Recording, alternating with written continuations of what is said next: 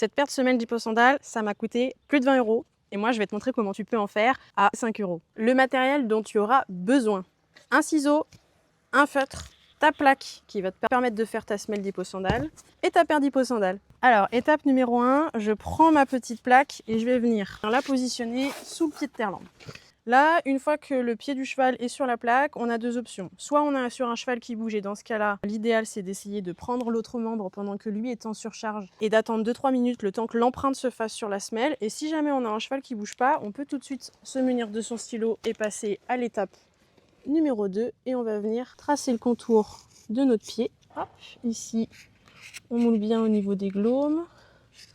Hop, et je fais tout le contour de mon pied. Hop, je viens soulever. Là, je peux me mettre que c'est mon antérieur droit. Ensuite, on vient reproduire la même chose sur le deuxième pied. Ensuite, troisième étape, avec un ciseau, on va venir découper la forme de nos semelles dans notre plaque. On essaye de plutôt se rapprocher de la ligne à l'intérieur du coup de stylo, pas à l'extérieur, parce que sinon il y a des chances que ce soit un peu trop grand. Voilà, une fois que j'ai découpé mes deux semelles, je vais pouvoir venir les glisser à l'intérieur de mes hyposandales. Et après, quand je viendrai mettre le pied du cheval, elles viendront encore plus se caler tout au fond. Et s'il faut et que je vois qu'il y a des rebords qui dépassent un peu trop, hop, je fais quelques découpes pour que ce soit bien à la taille. Voilà, là par exemple, la semelle ici, au fond, elle va bien s'enfoncer, on vient bien prendre la forme de l'hyposandale, mais à l'arrière, par exemple ici, la taille de l'hyposandale, elle est pas bonne parce qu'ici, ma semelle par rapport à la taille du pied, ici, ça vient rebiquer, donc c'est que ma semelle, elle est trop longue et que mon hyposandale est trop petite. Petite astuce, pour éviter d'embêter trop souvent le cheval, ce qu'on peut faire une fois qu'on a découpé nos premières semelles, on va les utiliser comme patron pour venir en découper de nouvelles, pour en avoir d'avance, parce que comme c'est assez fin, ça va, avec le poids du cheval, se réduire à peau de chagrin très rapidement, et du coup, on peut les utiliser pour en faire des nouvelles.